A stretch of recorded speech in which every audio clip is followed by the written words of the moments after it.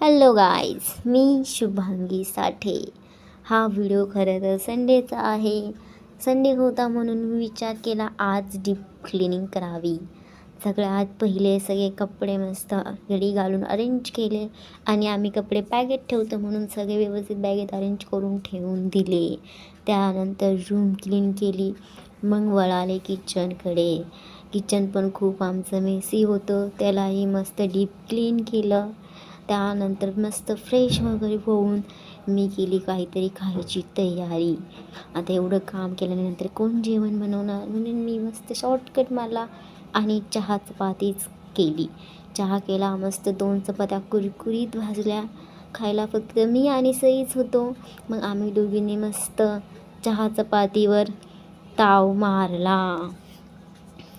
हे पहा, अशा पद्धतीने माझी चहा चपाती रेडी झाली आहे आणि खूपच छान लागत होती. त्यानंतर संध्याकाळी आली मम्मी घरी.